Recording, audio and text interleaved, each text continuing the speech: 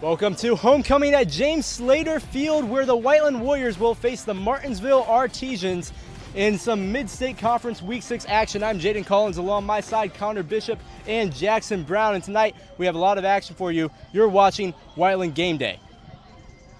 Yeah, this game, I'm excited to see a lot of different plays. Both teams, they've lost to, Whiteland's lost to teams that Martinsville hasn't beat or hasn't lost to, and vice versa for Martinsville. So both these teams are kind of unpredictable in what they're going to do and how their game plan is going to go. But I, as a spectator, am very excited to see what's going to happen as long as everyone else here. And Jackson, it's you and me on the call tonight. What's your outlook on this game? I'm excited. There's a lot of injuries on the Whiteland side, but we hear that Malik might be back. I'm really excited about that one. He's a key player. Right there behind us. But, oh yeah, it looks like he's back. Sweet. Yeah, so pretty excited about that. Yeah, so this game, obviously, two teams have been riddled by injuries. Whiteland Warriors have Gunnar Hicks out and still Alex Iola missing with both concussions sustained in the past two games. What impact do you have Malik, who's back for the first time since Kokomo, to have in his limited role tonight? Yeah, look, Gunnar and Alex are both seniors. Obviously they have that veteran kind of effect on all the players here. But Malik, though he's a junior, he still has that same sort of veteran effect that Alex and Gunnar have, even though they're out. The team is hyped to have him back after a few weeks out when he got injured against Kokomo, I believe, a few weeks ago. And so, like I said, the team's hyped to have him back, and he's still kind of that experienced kind of role model to be back in this game. Malik. No, go ahead. Say what Malik is pretty deadly on really any side of the ball he plays. He's really good running the ball. He's good in the secondary. He got a lot of key interceptions last year. And then special teams too. He plays a big role in our special teams. I'm just really excited to see Malik back. And for Martinsville, their injury list, it is a loss of quality over loss of quantity. A.J. Reynolds gone for tonight's action, their starting quarterback. What do you expect to see from backup Chase Davis? I mean, just like any freshman coming in here, whether you're 5'4" or 6'4", like this quarterback right here from Martinsville, obviously you're going to be nervous. First time going against a varsity team, especially in a away game, a big game like this. He's going to be nervous. Not saying that he's not going to be great, or even not saying he's not going to be good, but just the nerves can get to you sometimes, and that could be the case definitely for this starting quarterback here for Martinsville. Yeah, like Connor was saying, freshman Chase Davis is going to be a hard game for him. But I think we'll see some changes in the Martinsville playbook tonight. I think that they won't throw the ball as much, but it'll be definitely a running game, as it has been, with Braden Shrake averaging 175 yards a game on the ground. That's pretty impressive. I'm really looking forward to seeing that tonight. And for the Warriors, last week in their loss to Perry, they had 4 offensive turnovers, a defense that their defense really stifled Perry through that first half, but kind of just got worn down as the ball kept going to the other side of the field. So what do you expect to see from the offensive side of the ball and production-wise? Well, look, we got only really the main key players that are out on Whiteland is for their defense with Alex Iola, but Gunnar can play receiver, as we've seen before. But we do have Malik Perkins coming in, so I think that the offense will be more hyped, and like I said, they're just going to be ready. And once Malik gets in especially, they'll have a little bit of confidence, and hopefully he can get kicked off and going. But I just think that Whiteland will hopefully not have as much turnovers as I did last week against Perry, and I think they'll be ready. I see with Malik back, hopefully them giving him the ball more and giving Slate some rest time. Last week we saw he had around 30 carries, and it was getting really tough on him in the fourth quarter. He was getting tired. But I think we'll see the ball spread around a lot more tonight with what happened last week. Well, we would like to shift the conversation here on Whiteland Game Day from football to all sports around. With that, we have Izzy Boyce with this week's Whiteland Beat Weekly Rundown. Izzy Boyce, and this is the Whiteland Beat Weekly Rundown. Boys tennis got their week started by hosting and winning the Whiteland Invitational. In the invite, they scored wins over University Jennings County and Peru. They continue their week with a 4-1 win over an impressive Greenfield Central squad on Monday. On Tuesday, the boys finished out their home schedule with a sweep of Indian Creek, and on Wednesday night, the Warriors took home a 5-0 win over Martinsville to win another outright Mid-State Conference championship. Girls soccer started their week with a hard-fought loss to Roncalli. Emma Gill was 1 goal shy of a hat trick in the effort. The ladies fell again on Wednesday to Martinsville, but will look to bounce back this weekend at the Evansville Memorial Invitational. Girls golf kicked off their postseason on Monday, competing in their sectional at Hickory 6. The ladies fell just 8 strokes shy of advancing to regional as a team, but both Kylie McGovern and Chloe Cooper advanced as individuals and will compete at regionals next weekend. Volleyball went a perfect 2-0 on the week with wins over Martinsville and Southport. In the 4-set win at Martinsville, Amber McClung stood out with 34 assists and 24 digs. In the impressive sweep over Southport, the Warriors surpassed their win total from last season as they now stand 11-5. Boys soccer fell to Martinsville this week by 2 goals. The boys will finish their regular season next week as they take on Roncalli and Mooresville. Cross country will travel to Decatur Central tomorrow for the Mid-State Conference Championships. At last week's Golden Spike Invitational, the boys took second place with 3 top 10 finishes. The ladies once again took first place, led by Tori Jackson, who finished in first, shattering her own school record with a time of 18:35. Ship and Fuentes also finished in the top 5. Football will host Martinsville tonight for another Mid-State Conference battle. In last week's action at Perry Meridian, Slate Valentine had 30 carries for yet another 100 yards on the ground and a touchdown. That's all for this week. Be sure to tune in next time on the Whiteland Beat Weekly Rundown.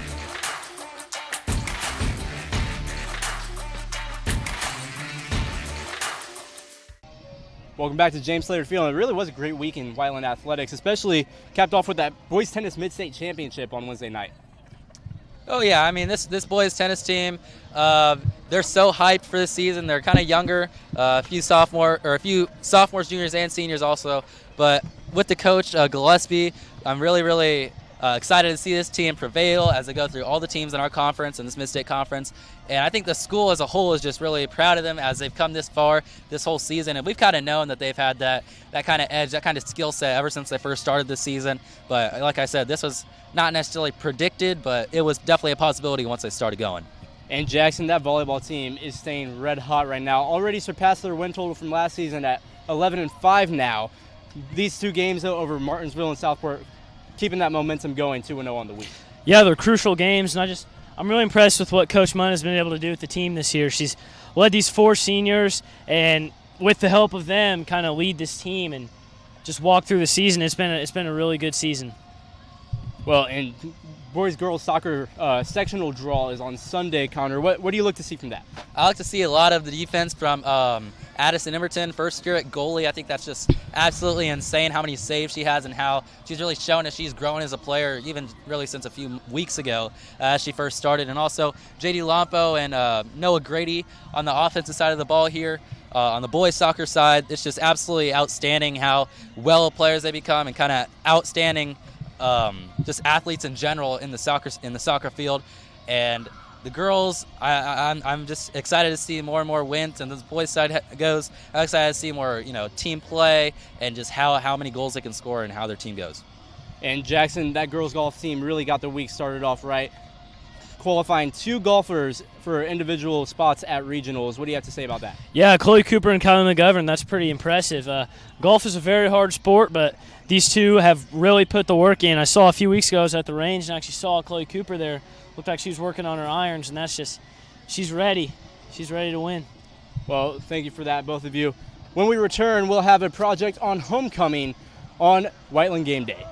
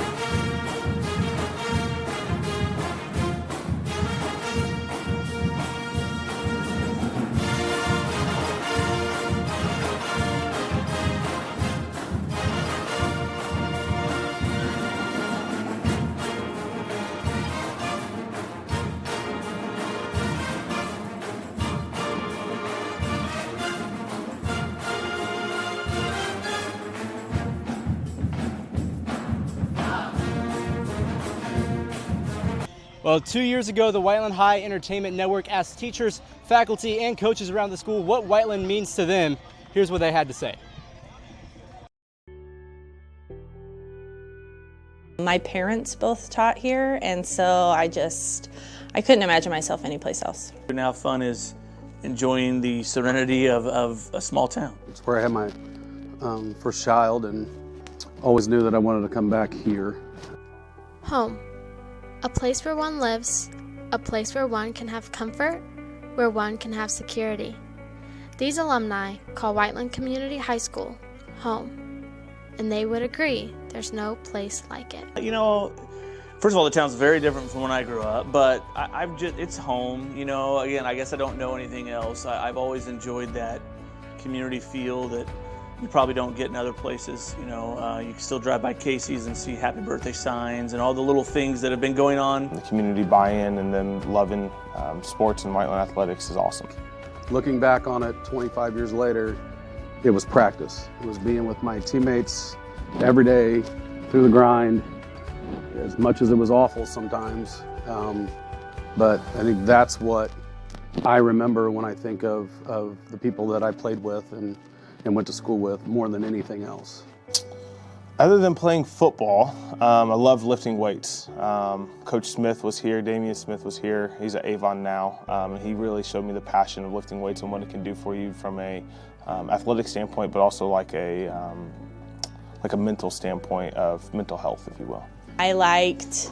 I would get off the bus at wrestling practice, and my sister and I would roll around and do our homework in bleachers and walk. There used to be like a little convenience store. We'd walk across the street while he watched us, and those are my favorite memories from childhood. Remarkably, the high school has changed.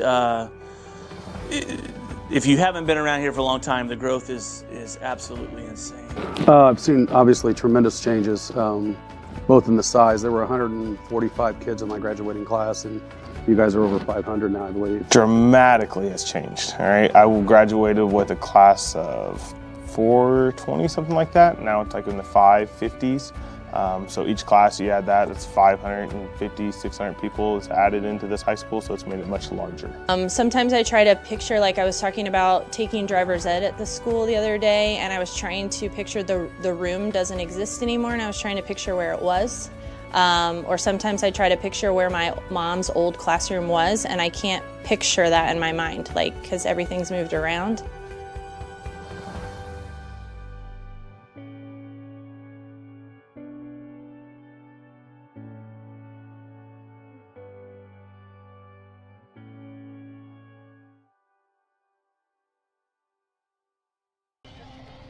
Welcome back to Whiteland Gameday. We are now joined by David Edens, who you saw in that video there. And the first question I have for you was a question that video reflected: why Whiteland? You know, to be honest, that's home to me. You know, I don't know a whole lot else. And so, you know, I grew up here, had a great experience growing up, entirely different town, and I never felt compelled to leave. And it's been a great place to raise kids, to have my professional career. And it's just never been a place I felt like I needed to leave. So yeah, going off of it's home. So you went here. So what's something different about it, Whiteland now than it was back when you were here? Well, the major difference is just the size of the school. The freshman class this year was about the size of the entire high school when I was there. I graduated with 120 some kids. So just the growth as far as, you know, the township areas and outlying areas. When I was, you know, growing up, everybody had a Whiteland address. Now most people have a Greenwood address. So just the way the town has grown out is the biggest change. Yeah, so going back to your childhood, think back. How did you get into the position where you are today, you know, being an athletic director and doing all that? What kind of motivated you to take that career path? So interestingly enough, I wrote a paper in college. I had a coaching class, and they wanted you to write your ultimate goal. And my ultimate goal, I wrote this paper, was to be a high school athletic director. I just had a great role model when I was in high school, Mr. Zyke, who now serves on the school board. He coached me. I did a lot of work for him. I TA'd for him. And it's just always this side of I love coaching and I love playing, but I knew that kind of stuff probably would come to an end. And it's the organization of it all is what is is what I really enjoy now, and I kind of figured that's the direction I'd go. So it's just kind of been a long career path. It took me about 15 years to get there after I graduated college, but it was always the end goal. Yeah. Walk us through a typical day as athletic director. Well, I get up about 5 in the morning and walk my dogs because obviously you don't have time to do that after the after school on these days.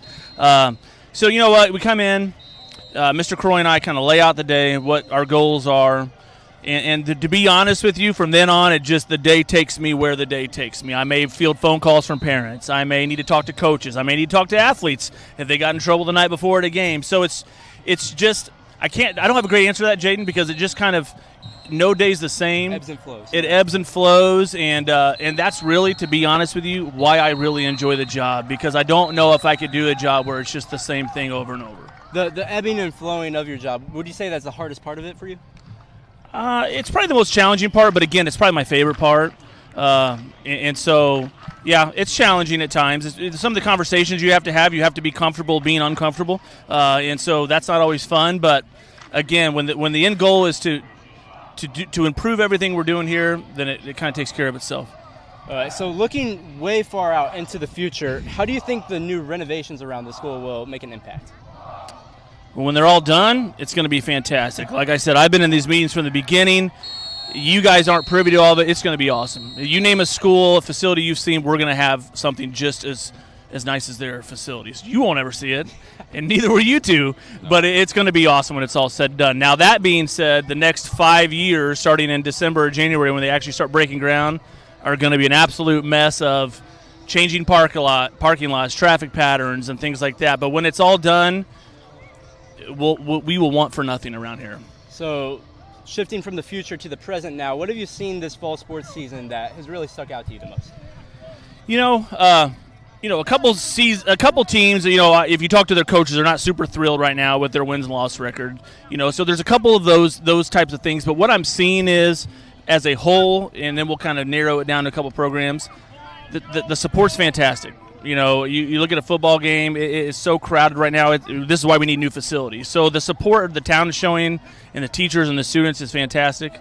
And so that is growing to me, which is a good sign. That's what we're trying to do, that with the help of you guys and all the other ways we can get the word out there. As far as like specific teams, man, if you haven't been to a volleyball game, you got to go watch a volleyball game. That is super fun to watch right now. They are competing. Cross country is on the rise. Our girls soccer team is having another fantastic season. Our boys tennis team, ranked 19th in the state, have only lost 3. They're 19-3, and the 3 teams they've lost to are all ranked top 10. There's some really, really good things going on right now in some of our programs.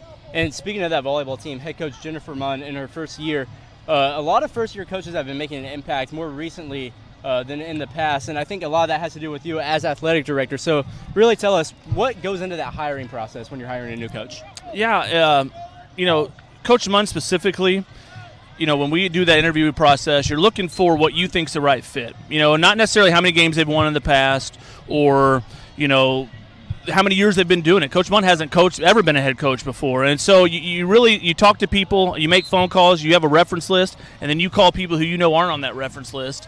And you talk to people and you try to match it up with the culture here in Whiteland. And I really felt like Coach Munn brought what we needed. She's very steady, low drama, knows the game at a very high level, has been a part of a successful program for a long time. And so those things are what you're looking for when you hire a coach, not necessarily those hires where, they've won 200 career games. That doesn't necessarily matter all the time. So it's a process of what fits Whiteland, to be honest with you. So looking forward now into the postseason of a lot of teams' fall sports season, but really just fall sports season in general, and maybe even the winter sports season, what do you think excites you the most about this school year for Whiteland Athletics? The fall sports season, postseason is always exciting. I don't know how many trophies we're going to win. I don't know, but I do know that we have teams across the board that are going to be able to compete for sectional championships. Whether they win them or not, I don't know. But if you look at the sectionals we're in, we have an opportunity in most of them to compete for a title. So that's exciting to come this time of the year. We have 2 girl golfers. We didn't get out as a team, but we have 2 girl golfers, golfing in the regional coming up tomorrow. So it's just an exciting time because we have a chance to compete. I don't think there's a sport out there where we say, we might as well not even show up because we can't compete. Well, we thank you for joining us here on Whiteland Game Day. We wish all these teams the best of luck and, have fun here. Friday Night Lights, you're doing your job, but you probably have one of the most fun jobs in the world, don't you? I mean, hey, I'm not going to complain about my job. So thanks for what you guys are doing, too. This is good stuff. You don't see this everywhere, and this is one of the reasons why the Whiteland brand is growing. So I appreciate it, guys. Well, we thank you for joining us. More action when you return on Whiteland Game Day.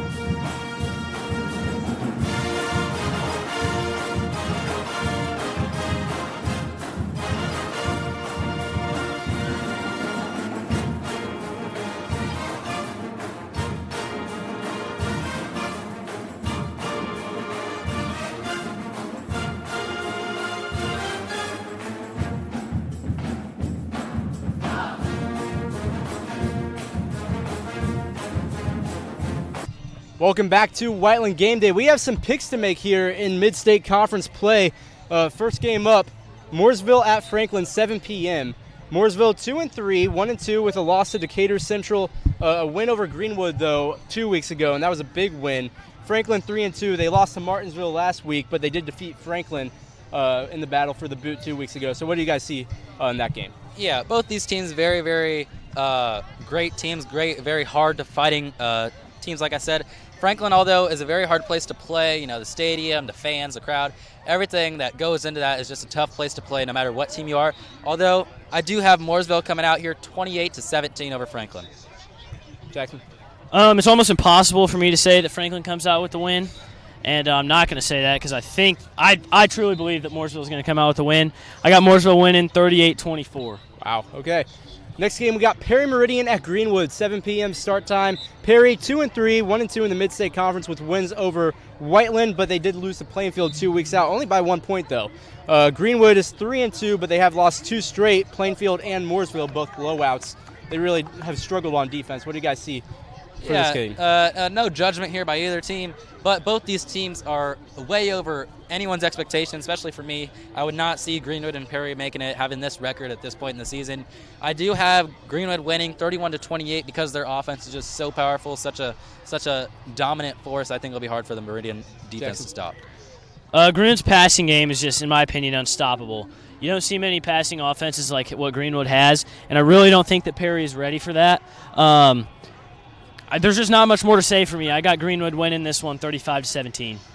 You got Plainfield at Decatur Central. Plainfield, the only unbeaten team left in the Mid-State Conference. They're sitting at 5-0, 3-0 in conference play.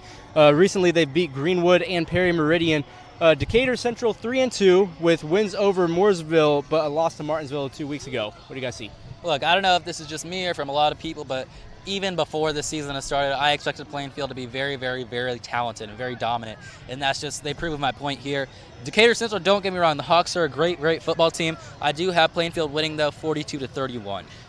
I think this is going to be, like Connor had, a high-scoring game. I think it's going to be a game that's up there around 100 points combined.